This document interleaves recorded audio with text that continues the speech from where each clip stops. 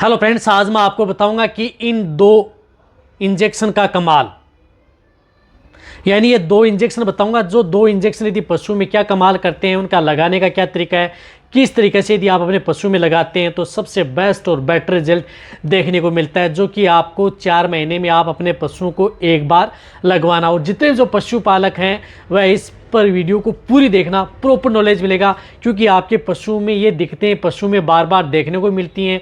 वह इंजेक्शन आप अपने पशु को जरूर लगवाने हैं। किसी भी तरह की ऐसा नहीं कि यदि आपका पशु में दिक्कतें, यदि आपका पशु स्वस्थ है तो उसी स्थिति में ही आप उन इंजेक्शनों का उपयोग पशुओं में करवाया जा सकता है, जो को पशु के लिए सबसे ज़्यादा बेस्ट और बेटर रिजल्ट आपके पशु में देती हैं।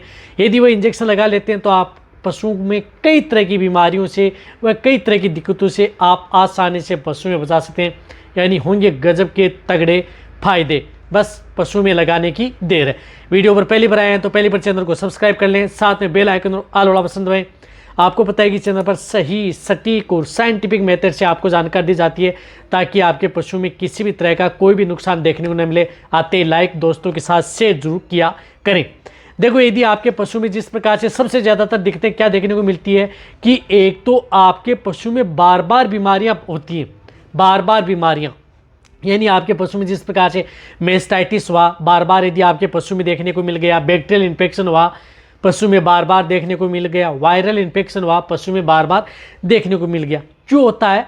क्योंकि यदि आपके पशु में बॉडी के अंदर इम्यूनिटी नहीं है, इम्यूनिटी कमज़ोर होने की वजह से कोई भी बैक्टीरियल या वायरल इन्फेक्टेड आपका पशु बहुत जल्दी हो जाता है। या यदि आपका पशु कई इस तरह की बीमारी से ग्रसित है तो उसके साथ दूसरी यानी सेकेंडरी बैक्टीरियल इन्फेक्शन भी आपके पशु में देखने को चांस मिलते हैं। एक बीमारी ठीक नहीं हुई, साथ ही दूसरी बीमारी भी आपके पशुओं को हो गई, तो उस तरह की स्थिति से आप अपने पशु को बचा सकते हैं। इसी तरह से आप अपने पशु के शरीर पर अच्छी शाइनिंग, चमक ला सकते हैं। यानी जो पशु को यदि आप अच्छी शाइनिंग लाना चाहते हैं, चमक लाना चाहते हैं, पशु को मोटा तगड़ा करना चाहते हैं, पशु को वज़न बढ़ाना चाहते हैं, पशु में दूध की मात्रा बढ़ाना चाहते हैं, या जिन पशु में दूध की मात्रा कम है, खाना कम खाता है, साथ में पशु को बार बार जिस तरह से डायरिया, दस्त होता है, तो उस तरह की स्थिति से भी आप अपने पशु को बचाया जा सकता है। इसी तरह से यदि आपके पशु में जिस प्रकार से स्किन से संबंधित कोई दिक्कत ना हो, यानी जो स्किन यदि आपके पशु में दिक्कत होती है, स्किन डिजीज़ हो, स्किन इन्फेक्शन हो, इचिंग हो, खाज खुजली हो, या अदर कोई दिक्कत यदि आपके पशु में, वह भी देखने को नहीं मिलेंगी। साथ में स्किन पर जो छोटे छोटे दाने हैं, उभर आते हैं, जो कई बार यदि पशु में देखने को मिलते हैं, वह भी आपके पशु में देखने को नहीं मिलेंगे। कहने का मतलब है कि स्किन से संबंधित कोई भी डिजीज़ या इन्फेक्टेड पशु आपको देखने को नहीं मिलेगा।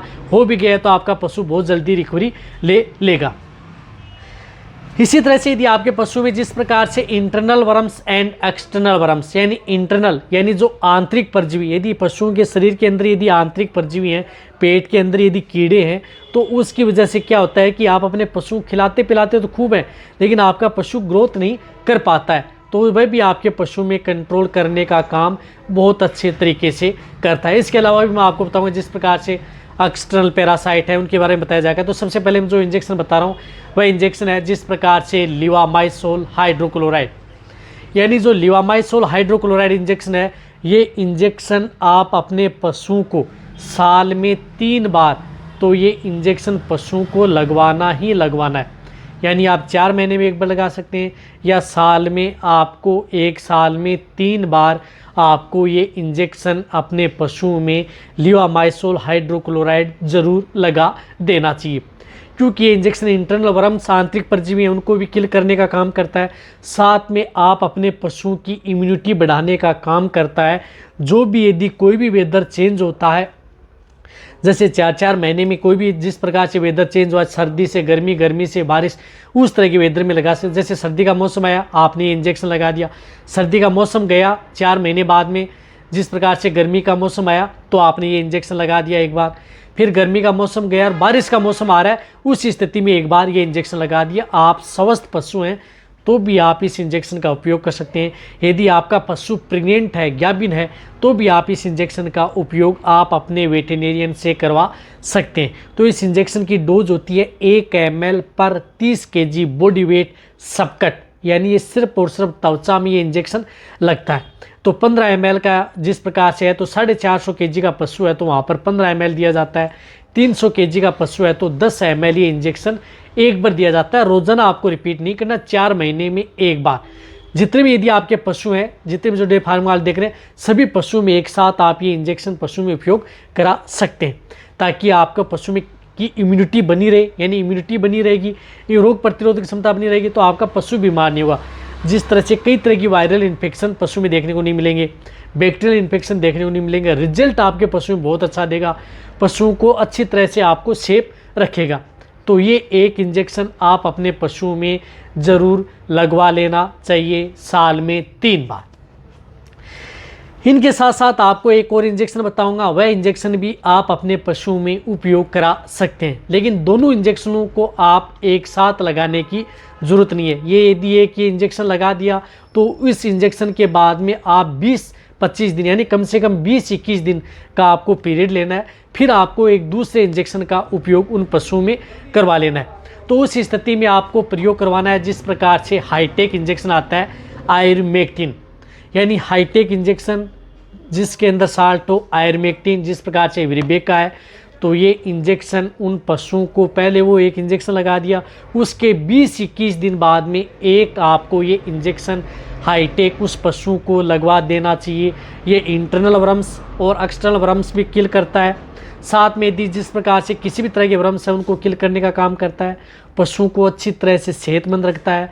एक्सटर्नल जैसे जू है, चिचड़ है, किलनी है, इन सभी समस्याओं को निजात दिलाता है।